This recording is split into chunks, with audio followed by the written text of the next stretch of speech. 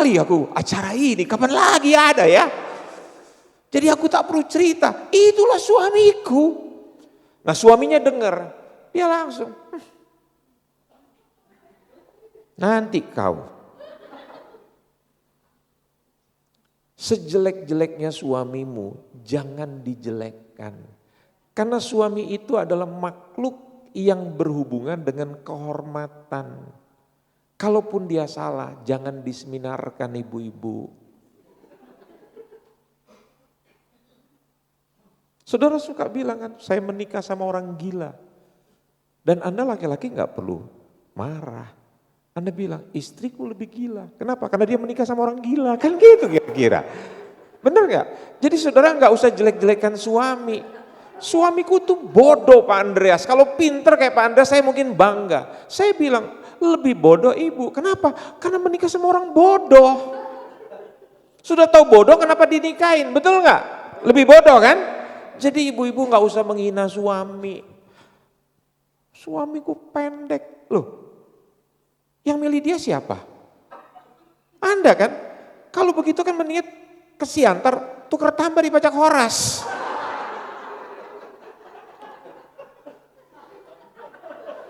Jangan dijelek-jelekan. Kalau sudah punya suami jelek, coba diperbaiki. Setuju tidak? Ya, bawa ke salon. Ya. Saya lihat ada perempuan sudah umur, begitu dibawa ke Korea Selatan, wajahnya bisa berubah. Ya. Padahal ibu ini tidak lagi muda, sudah 60 tahun, tapi dia berubah wajahnya itu secantik bintang film Hong Kong gitu loh. Ini kabar baik buat perempuan-perempuan jelek ya, tapi suaminya mesti kumpulkan uang. Percayalah nanti bawa ke sana, dalam waktu singkat pulang jadi Luna Maya. Wajah itu kan bisa diubah, penampilan itu bisa diubah, tapi karakter itu kalau saudara tidak sengaja mau merubahnya, enggak bisa. Setuju tidak? Kejelekan seorang istri lagi adalah mencoba membenarkan pada saat suami melakukan kesalahan, istri merasa lebih benar. Kalaupun kau benar, jangan rendahkan suamimu dengan engkau bersikap bahwa engkau tuh kan. Satu kali seorang istri, dia lihat suaminya pulang, dia mengalami kerugian. Istrinya bilang gini, udah saya bilang kan papa, tapi papa nggak dengar saya. Makanya sekarang papa mengalami kerugian yang besar. Makanya lain kali otak tuh dipakai. Waduh, perempuan itu kan lembut, betul nggak? Kalau sudah seperti begitu itu bukan lembut. Orang Sunda bilang tuh namanya lelembut. Tahu lelembut? Setan. Bukan lembut tapi lelembut. Ya, ayo belajar saudara-saudara. Jadi wanita itu tidak boleh bersikap kasar. Saudara bilang, tapi Pak kan kami orang Sumatera Utara. Loh, istri saya Borusiaan loh saudara. Semua itu tergantung pendidikan. Bisa nangkep? Kalau saudara tidak punya pendidikan sekalipun kaya, itu jadinya seperti Dewi Persik. Ngerti nggak? Setiap cerai, suaminya tuh mantan-mantan suaminya tuh dibicarakan. Coba lihat Ira Wibowo, waktu pisah dengan Katon Bagaskara, dia ditanya, kenapa Anda berpisah dengan suami Anda? Ada masalah apa? Loh, setiap rumah tangga itu ada masalah. Tapi masalah kami berdua itu adalah urusan kami yang tidak bisa diceritakan kepada luar. Itu adalah rahasia kami. Selesai. Itu orang yang punya pendidikan. Tapi orang yang kaya nggak punya pendidikan ya kayak DP. Bisa ngerti? Sudah mengerti ibu-ibu? Jangan pernah menjual suamimu, menjelekan suamimu. Ya, sejelek-jeleknya suamimu ingat, engkau yang sudah memilih. Kenapa engkau pilih orang jelek itu? Nikmati seumur hidupmu. Dan ingat kata firman, istri membuat suaminya terkenal di pintu gerbang kota. Tadi pagi jam 6:30 saya menerima WA dari seorang ibu. Dia bilang gini, saya sekarang mengerti Pak Andreas. Kenapa Pak Andes dipakai Tuhan luar biasa di banyak tempat? Karena Pak Andes pernah mempunyai seorang istri yang mendampingi Bapak. Dan saya tahu Bapak hebat karena punya istri yang hebat. Jadi untuk membuat suami saya hebat, kata ibu itu, saya yang harus hebat dulu. Kan penolong. Kalau dikatakan penolong, berarti perempuan itu sebetulnya lebih kuat daripada yang ditolong. Betul nggak?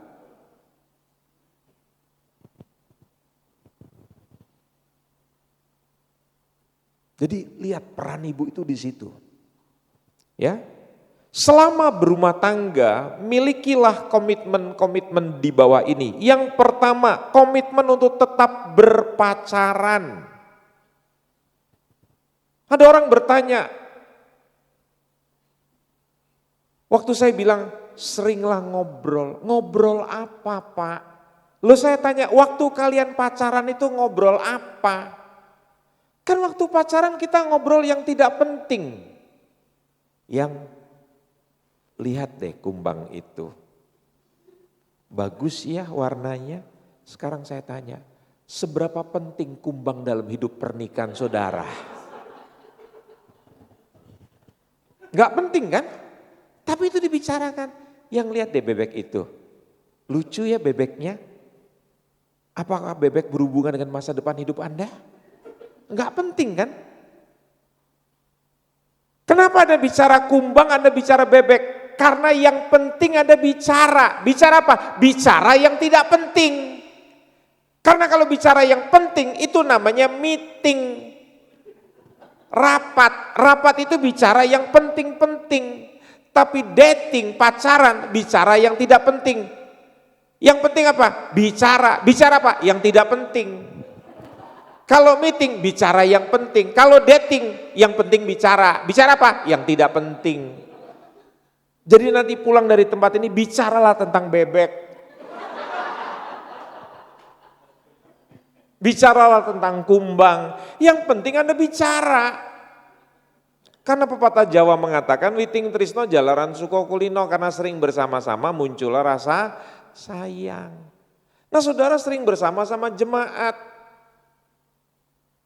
Dulu saya merasa aman kalau jalan berdua sama Pak Thomas, laki-laki dengan laki-laki. Zaman sekarang jadi pembicaraan orang, jangan-jangan Pak Thomas gay. Sebab dia gak suka lagi jalan sama Bu Intan, sukanya sama Pak Andreas. Gandengan tangan di taman, segala macam berduaan itu. Saya mulai curiga kata jemaat begitu kira-kira. Kayaknya Pak Thomas sama Pak Andreas ini ACDC. Perempuan bisa, laki-laki bisa. Sekarang itu ngeri saudara, jalan sama-sama. Saya juga mulai curiga nih sama Pak David, Pak Hendra.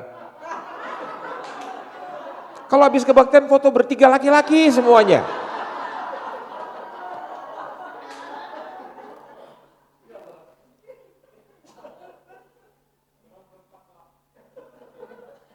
Ya, saya mau kasih tahu, bisa nggak pembicaraan negatif itu? Bisa nggak?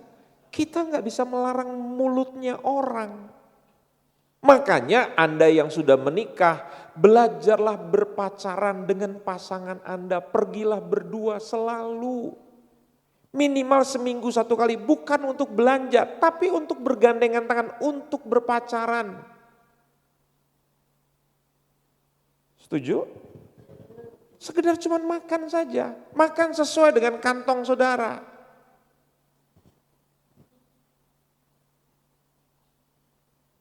Itu loh makan yang bunyi kayak kuda itu. Apa itu? Ketoprak, prak, ketoprak, toprak, ketoprak, toprak. Itu kan bunyi makannya kayak kuda itu. Ketoprak, toprak, ketoprak, toprak. Ada nggak di Medan ketoprak? Pecel itu loh. Gado-gado. Pak Ruslan lebih tahu karena dia pernah tinggal di Jawa lama. Ya. Jadi punya komitmen tuh tetap berpacaran. Ngomong apa Pak? Ngomong yang nggak penting. Yang penting ngomong. Ada yang tanya, gimana ngomongnya? Buka mulutnya. Kalau perlu jalan berdua begitu karena nggak tahu ngomong apa. Masa begitu aja mesti diajarin ngomong apa? Ya, sudah menikah sekian lama kita jadi orang yang bego gitu loh kira-kira. Kalau ada hal yang penting dibicarakan itu wajar, itu namanya meeting. Itu kita mengadakan pertemuan rapat membicarakan tentang anak sekolah. Tapi kalau pacaran itu bicara yang gak penting. Temukan satu objek, ih gunungnya bagus, ah gila kau mana ada gunung di tebing tinggi. Ya Anda juga ngomong juga mesti positif. Tanggapin aja suamimu yang lagi gila itu. Hebat Bapak sekarang bisa lihat gunung dari sini rupanya. Ada gunung apa rupanya?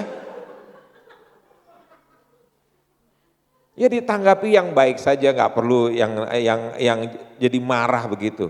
Gila kau, ada gunung apa di tebing tinggi? Yang kemudian, yang kedua saya bilang komitmen memiliki sexual intimacy regularly. Apa ini? Berhubungan seks secara regular. Ada yang tanya, kira-kira orang seusia Pak Thomas yang sudah 70 tahun masih punya libido apa tidak?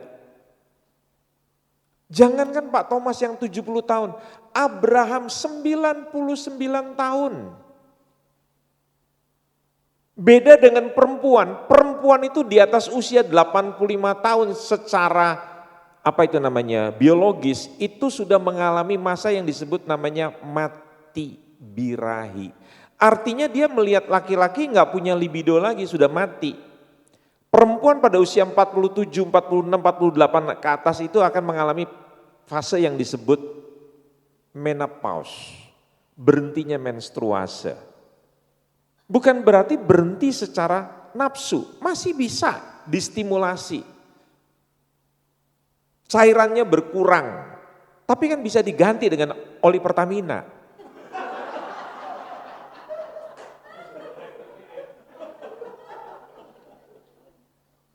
Nanti kita bicara pada sesi selanjutnya, kita akan memilih gemuk apa, oli apa yang bisa dipakai begitu kira-kira untuk perempuan-perempuan yang sudah mengalami masa menopause. Tapi kalau sudah seperti nenek Sarai ini, dia bukan menopause lagi, tapi sudah pause. Sudah berhenti. Dan hanya mujizat saja yang bisa merubah. Tapi ibu-ibu mengerti, laki-laki itu, perempuan bisa mati birahi, tapi laki-laki nggak ada matinya.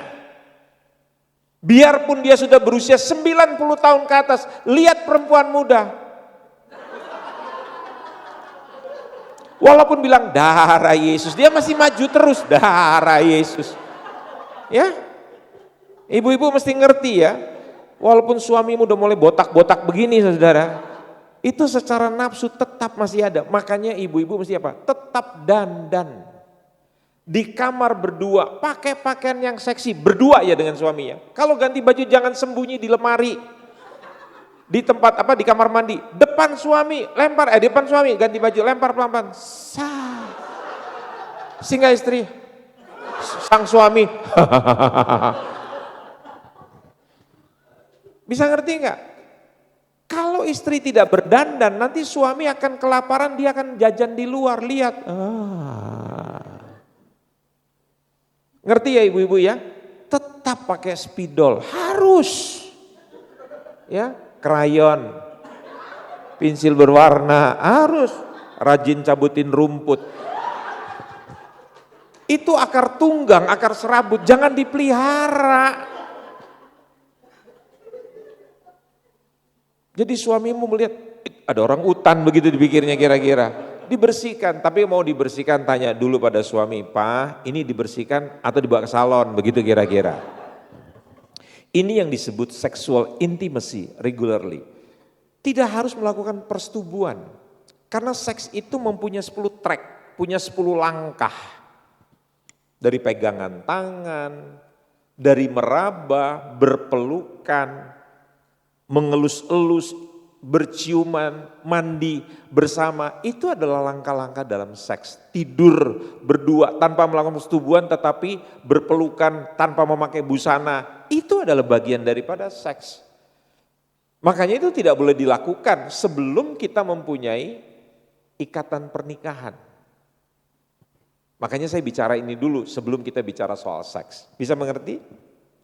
Yang ketiga, komitmen untuk saling membantu. Jangan pernah mengeritik pasangan. Ada istri waktu suaminya pulang, mah aku dipecat, aku di PHK. Kamu bego sih, nggak pinter, nggak boleh. Istri harus bilang, ya udah Pak sabar, toh kita masih punya tabungan. Kita pakai apa yang ada dan pelan-pelan kita akan bangun usaha kita. Mungkin Tuhan punya rencana yang indah. Itu caranya demikian, sebaliknya juga begitu. Yang keempat, komitmen untuk punya romantic getaway, liburan berdua. Tadi saya bilang kita mesti seminggu sekali pergi berdua pacaran. Sekarang kita mesti belajar sebulan sekali atau 2 bulan sekali untuk liburan berdua. Ya. Kalau Anda tidak punya pembantu, saya berharap Bapak Ibu para pendeta bisa menitipkan kepada Ketua BPD Sumatera Utara. Bilang pada Pak Ketua BPD ini, Pak kami menitipkan untuk 2 hari saja kami mau liburan di Parapat Pak, begitu kira-kira. Ya. Bagi para pekerja, titipkanlah kepada gembala Anda. Ngerti nggak kalau jemaat di Aceh ya titipkan pada Dr. Hutman dan Ibu, begitu kira-kira. Bu titip Bu 3 hari kami mau jalan-jalan ke Brastagi begitu. Nggak apa-apa, supaya pulang pekerjanya jauh lebih apa? Seger gitu loh, sudah apa namanya liburan berdua. Penting sekali. Yang kelima, komitmen berkomunikasi dengan jelas, saling cerita dan terbuka. Jangan bicara dalam bahasa yang tidak dimengerti oleh pasangan. Kita nih kalau bicara suka lucu ya, kita suka gini bicara sama pasangan, mah, istrinya,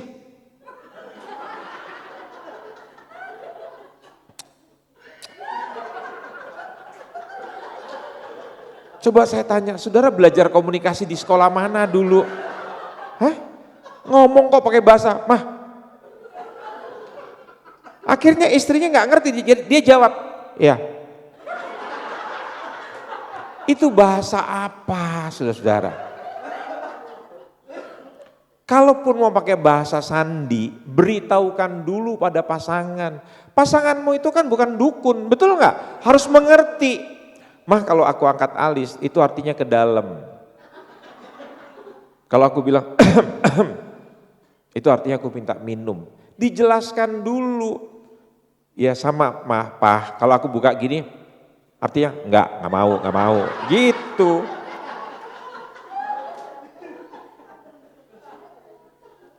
Ngerti ya? Kadang-kadang ada bahasa-bahasa yang lucu yang tidak dimengerti, tapi saudara menyuruh pasangan saudara harus paham. Terutama nih orang Batak nih.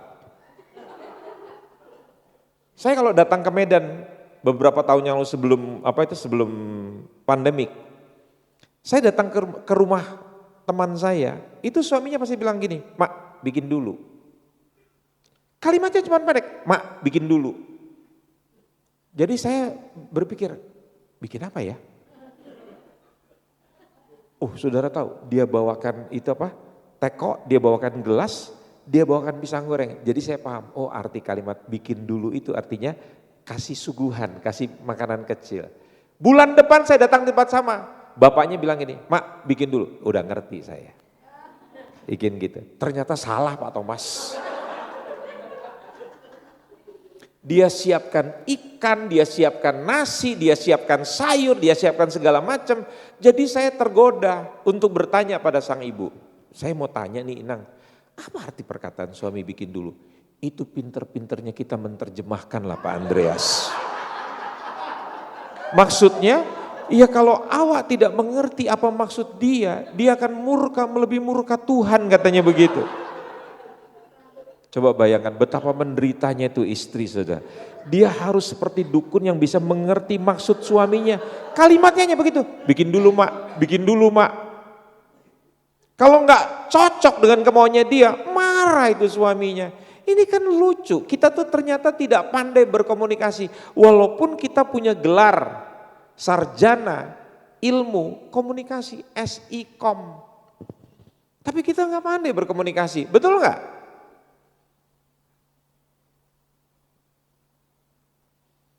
Pasangan cerita, kita nggak mau dengerin. Saya bilang pada seorang istri, kalau dia nggak mau dengerin kamu bicara, iya Pak, dia kalau saya bicara dia tinggalin tidur. Kamu tulis dalam WA. Entah dia baca, entah dia apa, pokoknya postingin ke dia terus. Nanti pasti dia akan baca, percaya deh.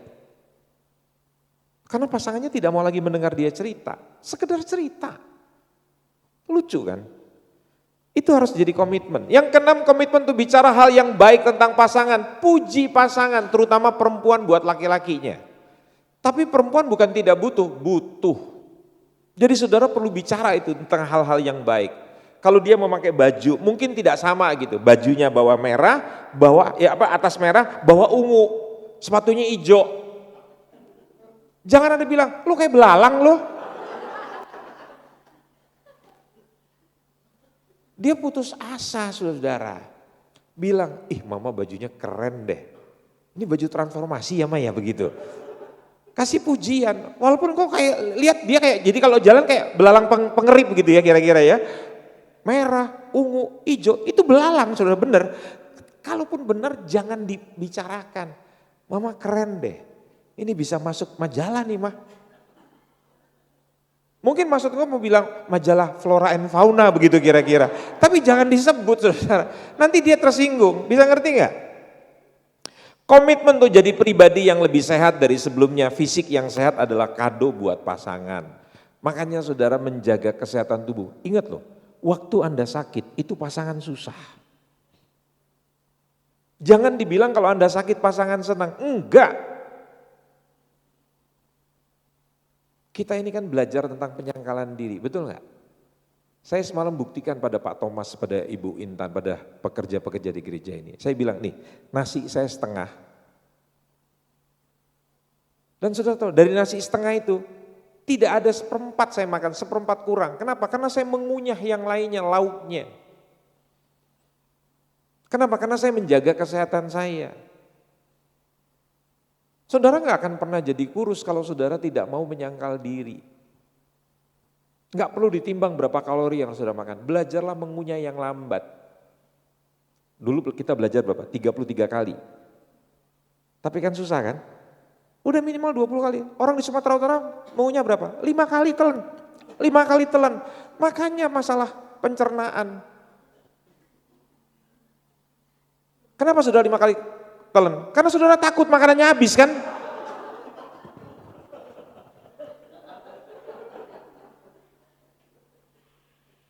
Saudara nggak percaya pada penyediaannya Tuhan. Saya berprinsip makan saya masih sedikit. Kenapa? Supaya nanti kalau ada yang ngajak makan atau ada orang menyajikan makanan, saya masih bisa makan. Tapi kalau sudah terlalu kenyang, ada orang ngajakin makan, ada orang kasih makanan, kita sudah nggak kuat lagi. Lebih baik makannya jarang, sedikit-sedikit daripada saudara dalam keadaan lapar, saudara panik. Jadi jangan makan pada saat saudara lapar. Sebelum lapar saudara makan, jadi saudara nggak perlu panik. Dan sebelum kenyang saudara sudah mesti berhenti. Itu namanya penguasaan diri. Setuju tidak? Yang ketujuh, komitmen tuh jadi pribadi yang lebih sehat. Udah tadi. Yang kedelapan, komitmen tuh mudah mengampuni pasangan. Ingat, orang yang kau nikah itu manusia yang punya kekurangan. Jadi Anda harus paham itu. Dan Anda harus selalu mengampuni pasangan Anda. Orang yang berbahagia itu adalah orang yang tidak pernah memendam kesalahan pasangan. Anda boleh marah, tapi ada batas waktunya. Kapan? Pada waktu alarm sore hari maghrib. Pada waktu azan, Allahu Akbar, itu saatnya Anda berdamai. Bukannya nggak boleh marah, boleh. Tapi jangan sampai marah membuat Anda sakit. Kemarin saya cerita sama Pak Dr. Thomas. Pak Thomas ini kan dokter umum, bukan dokter teologi. Saya cerita, ada seorang dokter, Anda boleh googling ya, cari namanya Dr. Agus, nggak tahu Agus siapa, tapi dia adalah ahli internis dari rumah sakit umum di Dr. Stomo di Surabaya. Dia sering mengadakan seminar. Dia tidak mengutip firman agama Kristen karena dia haji. Jadi dia mengutip ayat-ayat suci Quran. Dan saudara tahu, dia bilang berdasarkan data, jadi dia bekerja berdasarkan data. 87% orang pasien kankernya itu bisa sembuh setelah dia mengampuni orang yang dia benci. Artinya apa? Dia ingin mengatakan bahwa pasien kanker itu paling banyak disebabkan karena sakit hati. Mazmur itu mengatakan kok, sakit hati itu telah membuat aku menjadi orang yang sakit. Tidak disebutkan sakit kanker. Tapi itu dokter, internis bisa ngomong begitu. Kok saya bilang kayak Kristen ya, mesti mengampuni, nggak boleh apa itu punya kepahitan begitu. Dia nggak bilang akar pahit, tapi kepahitan itu telah membuat orang menjadi sakit. Ibu-ibu jangan pernah punya kebencian dengan suami. Ampuni. Setuju tidak? Yang ke-9, komitmen untuk bergandengan dan berpelukan. Saya ngajarin suami-suami kemarin di gereja Pantai Kosta itu, majelis daerah Provinsi Riau. Saya bilang begini, saya ini pendeta. Saya tahu istri saya sudah dalam keadaan sakit. Saya masih mencium dia, masih melayani dia. Kami 13 orang, 2 kena COVID, 11 melayani mamahnya, bawa ke rumah sakit, pijitin dia segala macam, sampai akhirnya dia masuk dalam ruang khusus. Kita nggak ada yang kena. Jangan saudara berpikir, karena saudara masuk pasar ular, saudara jadi ular di situ. Betul nggak? Cinta kasih itu seperti siapa itu namanya? Madam Teresa. Dia melayani orang sakit kusta, bukan puluhan, bukan ratusan. Sudah begitu banyak ribuan orang sakit kusta, dia peluk. Dia tidak pernah kena kusta kok. Saya tanya sama dokter, sebulan lebih saya di rumah sakit kanker Darmais. Melayani orang-orang sakit di situ kemarin. Dan saya tanya sama suster sama dokter, berapa banyak dokter dan suster karena melayani orang sakit kanker dari stadium awal sampai stadium akhir, kalian mati karena sakit kanker? Hampir-hampir nggak ada Pak, jarang sekali. Jadi kami sakit bukan karena ketularan sama cancer. Orang kalau punya cinta kasih, punya belas kasihan itu, nggak perlu takut dengan apapun juga saudara. Anda perlu takut kalau Anda hidup nggak benar. Setuju tidak? Komitmen yang terakhir, komitmen untuk hidup dalam kebenaran. Kebenaran itu memerdekakan, bukan pelayanan kelepasan, bukan pelayanan kesembuhan batin. Hidup dalam kebenaran, Yohanes 8, 31, 32. Kamu akan mengetahui kebenaran dan kebenaran itu akan memerdekakan kamu. Dan selanjutnya, ini 10 hukum pernikahan bahagia yang seringkali ditulis di mana-mana. Ayatnya nanti, ini bahannya boleh Anda ambil ya, enggak saya larang. Boleh diambil nanti dijadikan seminar, minta di bagian belakang. Jangan marah pada waktu bersamaan. Semua ini harus dilatih. Jadi waktu suami marah, kita dengerin.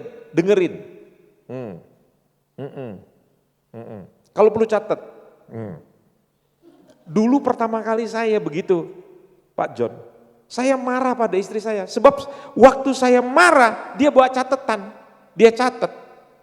Saya protes, kamu pikir saya dosen lagi berikan kuliah? Dia biarkan saya marah, begitu selesai dia bilang gini, kan papa suka bilang, saya udah ngomong berulang kali tapi kamu tidak pernah ingat, ada benarnya juga. Jadi sekarang kalau papa bicara, saya catat, supaya nanti di waktu senggang saya akan lihat catatan saya. Dan saudara tahu, lambat laun saya juga ikut begitu, dia bicara saya catat. Itu belum ada notebook, tapi sekarang setelah ada handphone, jadi kalau kami konflik beda pendapat, kami saling mencatat. Dia bicara dan kami latihan, waktu dia bicara saya tidak boleh potong. Bisa begitu latihannya? Oh enggak gampang, dia bicara saya potong, dia bilang, kan udah janji. Tunggu saya selesai bicara, baru kamu potong. Saudara, saya lulusan sarjana hukum Universitas Indonesia. Dia juga lulusan Universitas Fakultas Hukum juga, Tarumanegara. Dia kerja di kantor pengacara, Hotma Sitompul. Jadi dia pinter adu argumentasi. Saudara bisa bayangkan, dua-duanya sama-sama belajar hukum. Kalau bicara itu bisa berdebat. Bicara sedikit salah, dia akan anulir, dia akan potong. Sebaliknya saya juga begitu, tapi kita berlatih. Karena kalau saling memotong pasti jadinya ribut. Dan di situ belajar tentang penguasaan diri. Jadi komitmen ini bisa terjadi kalau saudara bisa belajar bersama. Jangan berteriak pada waktu bersamaan, boleh berteriak bergantian. Enggak apa-apa kita teriak, maklumkan nama kita Tarsan Siringgo-ringgo. Jadi enggak apa-apa. Saling berteriak. Ada lagi yang mengatakan begini, jangan berteriak kecuali sedang kebakaran. Tapi kan susah menikah dengan orang di kampung ini, saudara. Sudah biasa berteriak kan.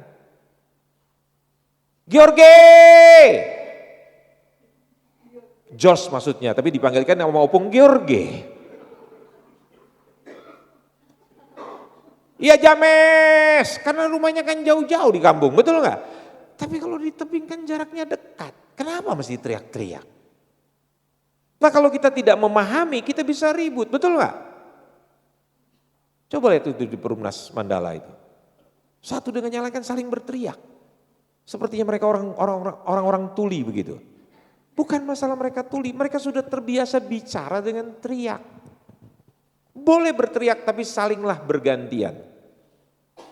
Jikalau bertengkar, cobalah mengalah untuk menang. Orang mengalah itu bukan kalah. Orang bisa mengalah itu Anda belajar mengalahkan diri Anda sendiri. Istrimu, suamimu bukan lawan, tapi engkau sedang mengalahkan egomu. Yang keempat, tegurlah pasangan Anda dengan kasih. Dia bukan lawan, dia bukan musuh. Sehingga engkau marah mesti seperti menghabiskan energimu ingin bunuh dia. Ingat, engkau bukan Jenderal Sambo. Setuju tidak? Jangan habiskan Boruta Barat itu, saudara.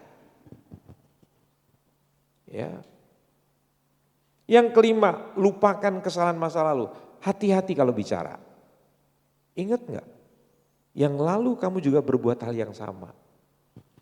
Masa yang sudah lewat jangan disentuh lagi. Makanya kalau ribut, pakai papan tulis, tulis judulnya. Perhatikan kalau kita berantem tuh hal yang lucu sebetulnya. Hanya karena saya minta sambal, tidak dibuatkan sambal. Ribut kan? Mana sambelnya? Aku udah bilang kalau makan mesti ada sambel, setan. Gara-gara sambel orang bisa perang dunia.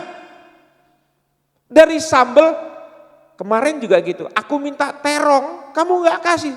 Bulan lalu sayur asem, kamu bikin gara-gara. Tulis temanya, sambal. Gak usah menyebut terong dan sayur asem karena kejadiannya sudah lewat. Jadi bilang sama suamimu, bilang sama istrimu, mari kita diskusi tentang sambal. Karena masalah ributnya, konfliknya hanya masalah sambal kan? Apa tadi yang tadi pagi ribut? Kita mesti berangkat jam 7, kau belum siap-siap. Jam 7 baru engkau mandi. Perkaranya apa? Terlambat mandi. Tulis terlambat mandi. Jangan bawa-bawa persis kayak opung kau di Tarutung. Jangan bawa-bawa opung. Engkau belum pernah dikeroyok sama keluarga Siombing. Hah? Opung Siombing itu tidak salah di kampung, dia lagi berladang di sana. Kenapa engkau bawa-bawa sampai di Perumnas? Amin. Jangan menyimpan. Boleh lupakan yang lain tapi jangan lupakan Tuhan dan pasangan Anda. Itu kita mesti disiplin. Apapun yang terjadi Anda gak boleh lupakan. Tadi malam ada jemaatnya Pak Thomas tanya gini, Pak Andreas waktu ibu meninggal, Bapak masih suka manggil nama ibu gak? Masih, namanya juga lagi depresi kan. Jadi saya bilang, Mah,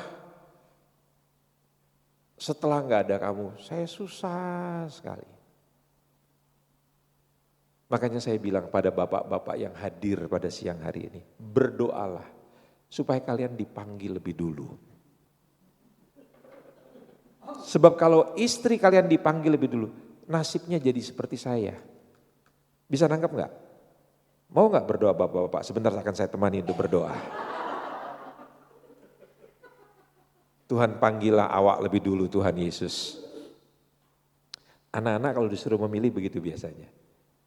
Kalau kamu boleh memilih, Tuhan panggil papa dulu atau mama dulu, pasti mereka jawab serentak, papa dulu begitu kira-kira. Kenapa? Karena mama lebih punya waktu buat anak-anak, jangan tersinggung. Ya, bapak-bapak siapkan dirimu.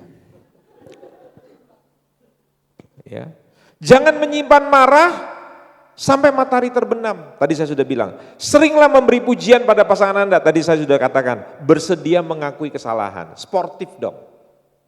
Saya pada anak saya, kalau saya salah, saya ngaku, saya jeda. Enggak ada aturan, hormati orang tua. Aturan kedua kalau orang tua salah, lihat aturan pertama, enggak ada. Kalau saya salah, saya sportif mengakui kesalahan saya. Saya nggak belajar dari orang tua saya, daripada kakek nenek saya. Yang tidak pernah salah. Kalau mereka salah, mereka tidak mengakui kesalahan. Saya belajar sportif. Kalau saya salah, fair, kita jujur, akui kesalahan kita. Anak belajar tentang kerendahan hati. Setuju? Dan yang ke-10, dalam pertengkaran yang paling banyak bicara, dialah yang salah. Ada slide selanjutnya Pak Indra. Ada tujuan pernikahan itu tujuan pernikahan bukanlah berpikiran sama, tetapi berpikir bersama. Sesudah ayat itu. Ya. Saya ulangi kalimatnya. Tujuan pernikahan bukanlah berpikiran sama. Pikiran saya dengan pikiran istri saya enggak perlu sama, tetapi dalam pernikahan berpikir bersama, makanya perlu ngobrol. Ada perkataan Pak Kepala Staf Angkatan Darat Pak Dudung menjawab tuduhan daripada Effendi Simbolon anggota DPR. Dia bilang gini, kok Panglima sama Kepala Staf Angkatan Darat sering tidak bersamaan, sering berbeda pendapat, berarti kan gak solid. Nah itu orang yang tidak dewasa. Kedewasaan itu bukan berarti kita harus seragam. Kita ini senang seragam kan, makanya kalau acara Natal kita beli pakaian seragam. Tuhan itu senangnya apa? Beragam. Contoh, tidak semua pemain musik mungkin pakai pakaian kotak-kotak. Tidak semua kita di sini pakai pakaian kotak-kotak. Terus kita bilang, kamu gak sehati. Karena pengertian kita sehati itu harus pakai pakaian kotak-kotak. Uniform, seragam gitu. Tuhan, dia nggak berpikir begitu. Dia berkata, Tuhan itu menyukai keragaman. Jadi orang bisa menerima perbedaan itu karena apa? Kedewasaan. Istri saya boleh nggak setuju dengan saya. Suami saya boleh nggak setuju dengan saya, kata sang istri. Tapi bukan berarti kami nggak bisa jalan bersama. Istri saya nggak suka sate kambing, saya nggak suka pempek. Tapi saya bisa berjalan tuh dalam pernikahan 36 tahun lebih. Makanya di mana? Di pusat jajan serba ada. Di food court. Dia pilih pempek, saya pilih sate kambing. Dan kami bisa bersama-sama. Makanan seleranya berbeda, tapi kami bisa bersama-sama. Keyboard sama bass. Beda nggak? Bunyinya beda nggak? Bentuknya beda nggak? Tapi mereka bisa harmonisasi itu. Kok manusia yang menciptakan mereka nggak lebih pinter daripada mereka yang diciptakan? Itu namanya kedewasaan. Setuju? Pahami ini dulu, baru saudara akan bisa menjadi orang yang luar biasa. Kenapa kita disatukan dengan pasangan kita? Agar kita saling melengkapi. Ada istri yang bilang begini, saya capek Pak Andreas, udah capek saya. Suami saya kalau buka laci Pak, nggak pernah ditutup sehingga kita suka kepentok Pak. Dia kalau buka pintu lemari, nggak pernah ditutup Pak, sehingga anaknya lari kepentok Pak. Pintu juga gitu, nggak pernah ditutup. Saudara saya mau beritahu, justru dengan demikian ibu-ibu Anda punya pekerjaan. Kalau dia tidak buka laci, Anda nggak akan punya pekerjaan untuk menutup laci. Dia buka pintu supaya Anda tutup, supaya Anda punya pekerjaan menolong suamimu yang kurang itu. Nangkep nggak? Nggak usah dicaci maki. Tutup sayang. Lama. Tutup sayang. Tutup, punya mata kan? Tutup. Anda menabur loh itu, ngerti ya? Dan Anda menuai. Percaya nggak? Siapa di sini ibu-ibu kalau suruh makan anak begitu? Makan. Iya mah. Makan. Iya. Makan. Iya. Sekarang. Hah? Dan lihat rumah tangga itu. Hah? Anaknya. Hah?